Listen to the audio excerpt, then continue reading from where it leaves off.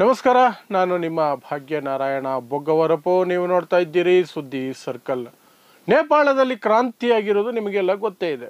ಅಲ್ಲಿನ ಭ್ರಷ್ಟ ಸರ್ಕಾರ, ಜಾತಿವಾದಿ ಸರ್ಕಾರ, ಕುಟುಂಬ ರಾಜಕಾರಣವನ್ನು ಕಿತ್ತು ಬಿಸಾಕಿದ್ದಾರೆ. ರಾಷ್ಟ್ರಪತಿ, ಪ್ರಧಾನಿ, ಸುಪ್ರೀಂ ಕೋರ್ಟ್ ಜಡ್ಜ್, ಎಲ್ಲರೂ ಮಿನಿಸ್ಟ್ರುಗಳು ಎಲ್ಲರನ್ನೂ ಕಿತ್ತು ಬಿಸಾಕಿ ರಾಜೀನಾಮೆ ಹಾಕಿ ಅವ್ರ ಮನೆಗಳಿಗೆಲ್ಲ ಬೆಂಕಿ ಹಾಕಿ, ಸಂಸತ್ ಭವನಕ್ಕೆ ಬೆಂಕಿ ಹಾಕಿ, ಹೋಟ್ಲುಗಳು ಏನೇನು ಸಿಗ್ತವೆ ಎಲ್ಲ ಬೆಂಕಿ ಹಾಕಿ ಸುಟ್ಟು ಬಿಸಾಕ್ಬಿಟ್ರು ಜನ. ಆಕ್ರೋಶ, ಕ್ರಾಂತಿ ಅದಾಯಿತು. ಅದನ್ನು ಕವರ್ ಮಾಡೋದಕ್ಕೆ ಗೋಧಿ ಮಾಧ್ಯಮಗಳು ಹೋಗಿದ್ವಲ್ಲ, ಭಾರತದ ಮಾಧ್ಯಮಗಳು, BJPಯ ಬೂಟ್ ನೆಕ್ಕುವಂತಹ, ಮೋದಿ ಗುಲಾಮಗಿರಿ ಮಾಡುವಂತಹ ಮಾಧ್ಯಮಗಳು ಅಲ್ಲಿ ಹೋಗಿ ಮೋದಿ ಬಿಲ್ಡಪ್ ಕೊಡೋದಕ್ಕೆ, ಮೋದಿ ಇಲ್ಲಿಗೆ ಪ್ರಧಾನಿ ಆಗಬೇಕು ಅಂತ 500 ರೂಪಾಯಿ ಕೊಟ್ಟು ಹೇಳಿಸೋಕೆ ಹೋಗಿದ್ರು. NDTV ಅವರು ಅದನ್ನೇ ಮಾಡಿದ್ದು. ಅಲ್ಲಿಗೆ ಹೋದಾಗ ಈ ಗೋಧಿ ಮಾಧ್ಯಮಕ್ಕೆ ಕೊಟ್ಟವರೇ ನೋಡಿ ಮಾರಿ ಹಬ್ಬ ನೇಪಾಳಿಗರು. ಅದನ್ನು ಯಾರೂ ತೋರಿಸಲ್ಲ. ಅದೇ ವಾಸ್ತವ.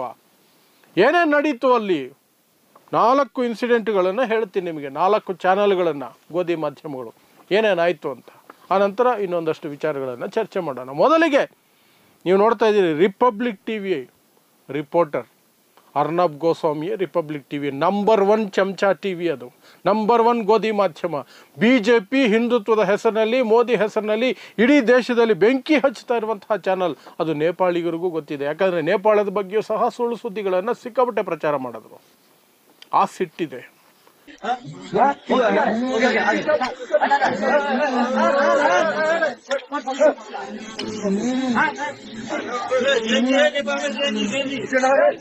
ಏನು ಎಲ್ಲ ಚಾನಲ್ಗಳು ಮಾಡಿದಂತಹ ಸುಳ್ಳು ಸುದ್ದಿ ಅನ್ನೋದನ್ನು ಒಟ್ಟಿಗೆ ಆಮೇಲೆ ಹೇಳ್ತೀನಿ. ಯಾಕಂದರೆ ಎಲ್ಲ ಚಾನಲ್ಗಳು ಒಂದೇ ಅಸಹ್ಯ ಮಾಡಿರೋದು ನೇಪಾಳದ ಕುರಿತಾಗಿ. ಈಗ ಇನ್ಸಿಡೆಂಟ್ ಮಾತ್ರ ವಿವರಿಸ್ತೀನಿ. 13 ಸೆಕೆಂಡಲ್ಲಿ 2 ಬಾರಿ ಕಪಾಳ ಮೋಕ್ಷ ಬಿತ್ತು ರಿಪಬ್ಲಿಕ್ TV ರಿಪೋರ್ಟರ್ಗೆ. ನೋಡಿ, 2 ಬಾರಿ ಕಪಾಳಕ್ಕೆ ಬಾರಿಸಿದ್ದಾರೆ. ಎಂಥ ಮಾಧ್ಯಮ ನಿಮ್ಮದು ಅಂತ ಸರಿಯಾಗಿ ಉಗಿದಿದ್ದಾರೆ.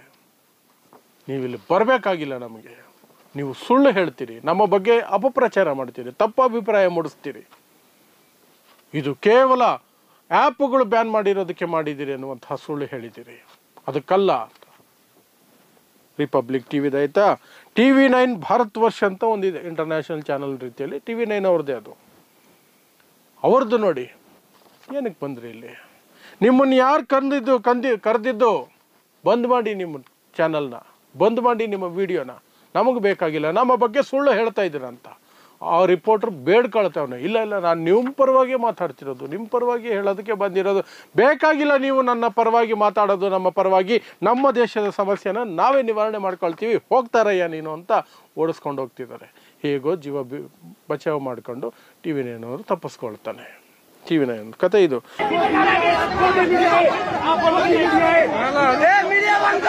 हम आपके दुश्मन नहीं है, हम आपके भाई हैं। भाई है, भाई पुलिस में दिखाना चाहिए।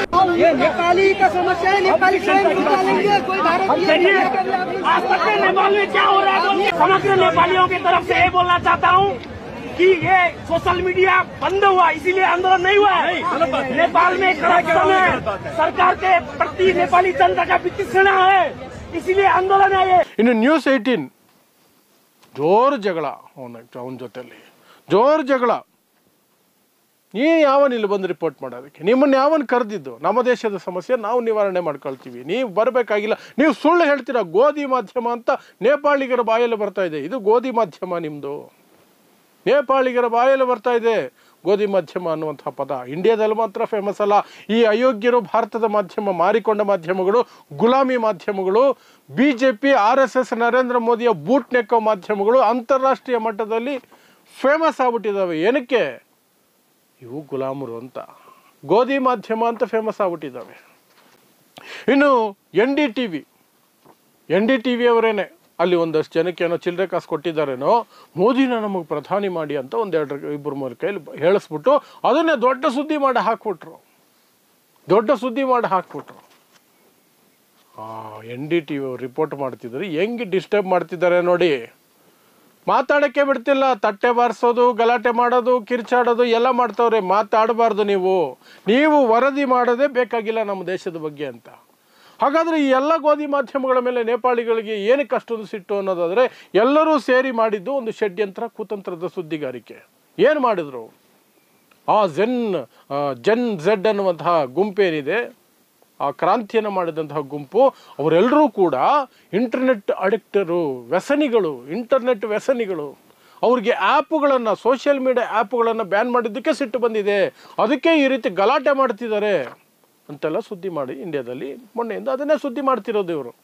ಅಲ್ಲಿನ ಭ್ರಷ್ಟಾಚಾರದ ವಿರುದ್ಧ, ಜಾತಿವಾದದ ವಿರುದ್ಧ, ಅಲ್ಲಿನ ವಂಶ ಪಾರಂಪರ್ಯವಾಗಿ ಲೂಟಿ ಮಾಡ್ತಿರೋದ್ರ ವಿರುದ್ಧ ಜನ ದಂಗೆ ಎದ್ದಿರೋದು. ಆದರೆ ಅದನ್ನು ಚರ್ಚೆ ಮಾಡ್ತಾನೆ ಇಲ್ಲ. ಯಾಕೆ? ಹಿಂದೂ ಬಾಹುಳ್ಯದ ರಾಷ್ಟ್ರ ಅದು, ಅದೆಲ್ಲ ಚರ್ಚೆ ಮಾಡಬಾರ್ದು. ಇವರು ಚರ್ಚೆ ಮಾಡ್ತಿದ್ದು ವಿದೇಶಿ ಶಕ್ತಿಗಳಿದ್ದಾವೆ, ದುಡ್ಡು ಕೊಟ್ಟು ಜನರಿಗೆ ಸರ್ಕಾರದ ವಿರುದ್ಧ ದಂಗೆ ಮಾಡಿಸ್ತಿದ್ದಾರೆ. ಅದು ಹಿಂದೂ ಸರ್ಕಾರ. ಯಾಕಂದರೆ ಬ್ರಾಹ್ಮಣರ ತುಂಬೋಗಿರೋ ಸರ್ಕಾರ ಅಲ್ಲ. ಈ ಗೋಧಿ ಮಾಧ್ಯಮಗಳು ಎಲ್ಲಿ ಮನಸ್ಸು ಬರುತ್ತೆ, ಬಾಯಿ ಬರುತ್ತೆ ಅದನ್ನು ಟೀಕೆ ಮಾಡೋದಕ್ಕೆ? ಬರೋದೇ ಇಲ್ಲ, ಬರಲೇ ಇಲ್ಲ. ಅದನ್ನು ಆ ಯುವಕರನ್ನು ಡ್ರಗ್ ಅಡಿಕ್ಟ್ಗಳ ರೀತಿಯಲ್ಲಿ, ಡ್ರಗ್ ಅಡಿಕ್ಟ್ಗಳನ್ನು ಹೇಗೆ ಹೇಳ್ತಾರೋ ಆ ರೀತಿ app addicted, social media addicted ಅವರೆಲ್ಲ. ಆ ಆ್ಯಪ್ಗಳು ಬ್ಯಾನ್ ಆಗಿದ್ದಕ್ಕೆ ವ್ಯಸನದಿಂದ ಇವರು ಈ ರೀತಿ ಹುಚ್ಚುಚ್ಚಾಗಾಡ್ತಿದ್ದಾರೆ ಅಂತ ವರದಿಗಳನ್ನು ಮಾಡಿದರು. ಆ ಸಿಟ್ಟು ನೇಪಾಳಿಗರಿಗಿದೆ. ನೀವು ನಮ್ಮ ಬಗ್ಗೆ ಇಂಥ ವರದಿ ಮಾಡ್ತಿದ್ರೆ ನೀವು ಬೇಕಾಗಿಲ್ಲ ಅಂತ. ಅದೇ ಸಿಟ್ಟಲ್ಲಿ ರಿಪಬ್ಲಿಕ್ ಟಿವಿ ರಿಪೋರ್ಟರ್ಗೆ ಎರಡೆರಡು ಬಿದ್ದಿದ್ದು ಕಪಾಳಕ್ಕೆ. ಆಮೇಲೆ ಏನಾಯಿತು ಗೊತ್ತಿಲ್ಲ, ವಿಡಿಯೋ ಅಲ್ಲಿಗೆ ಕಟ್ ಆಗುತ್ತೆ. ಆ ಮಟ್ಟಕ್ಕೆ ನಮ್ಮ ಗೋಧಿ ಮಾಧ್ಯಮಗಳು ದೇಶ ವಿದೇಶಗಳಲ್ಲಿ ಫೇಮಸ್ ಆಗ್ಬಿಟ್ಟಿದ್ದಾವೆ. ಕುಖ್ಯಾತಿ ಅನ್ನೋದಕ್ಕಿಂತ ಫೇಮಸ್ ಆಗ್ಬಿಟ್ಟಿದ್ದಾವೆ ಅಂತಲೇ ಹೇಳಬೇಕು. ಯಾಕಂದರೆ ಇವ್ರಿಗೆ ಅಂಥದ್ದೇ ಬೇಕು. ಎಲ್ಲೋದ್ರೂ ಉಗಿಸ್ಕೊಂಡ್ರೆ ಇವ್ರಿಗೆ ಖುಷಿ, ಎಲ್ಲೋದ್ರೂ ಓದಿಸ್ಕೊಂಡ್ರೆ ಇವ್ರಿಗೆ ಖುಷಿ. ವಿದೇಶಗಳಲ್ಲಿ ಹೋಗಿ ಅವ್ರ ಕೈಯಲ್ಲಿ ಓದಿಸ್ಕೊಂಡು ಉಗಿಸ್ಕೊಂಡು ಬರ್ತಾರಲ್ಲ, ನಾಚಿಕೆ ಮಾನ ಮರ್ಯಾದೆ ಇದೆಯಾ? ಈಗಲಾದರೂ ತಿದ್ಕೊಳ್ತಾರ? ಸಾಧ್ಯನೇ ಇಲ್ಲ, ತಿದ್ಕೊಳ್ಳೋಕ್ಕೆ ಸಾಧ್ಯನೇ ಇಲ್ಲ. ಅದೇ ಮೋದಿ ಭಜನೆ, ಅದೇ BJP ಭಜನೆ, ಅದೇ RSS ಭಜನೆ, ಅದೇ ಹಿಂದುತ್ವದ ಜಪ ಅಷ್ಟೇ. ದೇಶ ಹಾಳಾಗೋಗ್ಲಿ, ದೇಶ ಹಿಂದೂ ಮುಸ್ಲಿಂ ಅಂತ ಕಿತ್ತಾಡಿ ಸಾಯಲಿ. ಇವರಿಗೆ BJPನ ಅಧಿಕಾರದಲ್ಲಿ ಇಟ್ಟಿರಬೇಕು, BJPಯವರು ಹಾಕೋ ಚಿಲ್ಲರೆ ಕಾಸಲ್ಲಿ ಭಿಕ್ಷೆಯಲ್ಲಿ ಇವರು ಬದುಕಬೇಕು, ಅಷ್ಟೇ ಬೇಕಾಗಿರೋದು ಅವ್ರಿಗೆ. ಹಾಗಾಗಿ ನೇಪಾಳದಲ್ಲಿ ಸರಿಯಾದಂಥ ಮಾರಿ ಹಬ್ಬವನ್ನು ಅನುಭವಿಸ್ಕೊಂಡಿದ್ದಾರೆ. ಇದಿಷ್ಟು ನೇಪಾಳದಲ್ಲಿ ಗೋಧಿ ಮಾಧ್ಯಮಗಳಿಗೆ ಆಗ್ತಿರುವಂತಹ ಮಾರಿ ಹಬ್ಬದ ವಿಚಾರ. ಇದನ್ನು ಯಾರೂ ಎಲ್ಲಿಯೂ ಸಹ ಹೆಚ್ಚಾಗಿ ಪ್ರಚಾರ ಮಾಡಿಲ್ಲ. ನನ್ನಂತಹ ಸ್ವತಂತ್ರ ಪತ್ರಿಕೋದ್ಯಮದಲ್ಲಿ ತೊಡಗಿಸ್ಕೊಂಡಿರುವಂತಹ ಕೆಲವು ಮಂದಿ ಮಾತ್ರ ಇದನ್ನು ವರದಿ ಮಾಡಿದ್ದಾರೆ. ಅದು ಬಿಟ್ಟರೆ ಮೇನ್ ಸ್ಟ್ರೀಮ್ ಮೀಡಿಯಾದಲ್ಲಿ ನೋವೇ ಚಾನ್ಸೇ ಇಲ್ಲ. ಸತ್ಯ ತೋರಿಸೋದಕ್ಕೆ ಅವರಿಗೆ ದಮ್ಮು ಇಲ್ಲ, ಮನಸ್ಸು ಇಲ್ಲ. ಹಾಗಾಗಿ ಅವರು ತೋರಿಸೋದಿಲ್ಲ ಇಷ್ಟೇ. ಸೊ ಇಂತಹದೇ ವಿಶೇಷ ವಿಶ್ಲೇಷಣೆಗಳಿಗಾಗಿ ನೋಡ್ತಾ ಇರಿ ಸುದ್ದಿ ಸರ್ಕಲ್. ನಾನು ನಿಮ್ಮ ಭಾಗ್ಯನಾರಾಯಣ ಬೊಗ್ಗವರಪು.